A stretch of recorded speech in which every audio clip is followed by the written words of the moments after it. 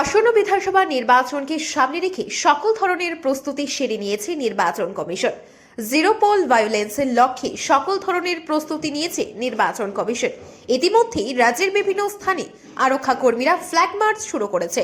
বুধবার রাজ্যের মুখ্য নির্বাচন আধিকারিকের উপস্থিতিতে শান্তির বাজার বিধানসভা কেন্দ্রের গার্দাং এলাকায় ফ্ল্যাগ মার্চ করা হয়। এই দিনের ফ্ল্যাগ মার্চে রাজ্যের মুখ্য নির্বাচনী আধিকারিক ছাড়াও উপস্থিত ছিলেন দক্ষিণ জেলার জেলাশাসক সাজু ওয়াহিদ, দক্ষিণ জেলার পুলিশ সুপার কুলবন্ত সিং, দক্ষিণ জেলার অতিরিক্ত পুলিশ সুপার মিহিরলাল দাস, শান্তিরবাজার মহকুমা শাসক অভেদানন্দ বৈদ্য, ডিসিএম অনুপম চক্রবর্তী সহ অন্যান্যরা।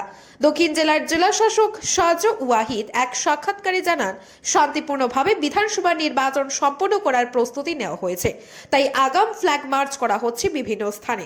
তিনি সকলকে নির্ভয়ে এগিয়ে এসে ভোট প্রদান করার জন্য আহ্বান জানান।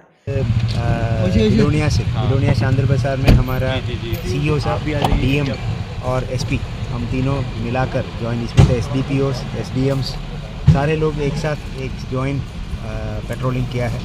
जहाँ पे भी हमारा फोर्स वगैरह है ये सबको लेकर जाता हूँ। तो इस बार इलेक्शन बहुत पीसफुली करने के लिए पूरा इरादा लिया है, तो इसके लिए तो पूरा एडमिनिस्ट्रेशन का सारा सपोर्ट रहेगा और हमारा पूरा कोशिश रहेंगे। और अभी से लेकर हमने सब शांतिर बाजार ऑलरेडी कर चुका हूँ, बिलोनिया किया है और अभी आज सबरूम पे भी कवर करेंगे।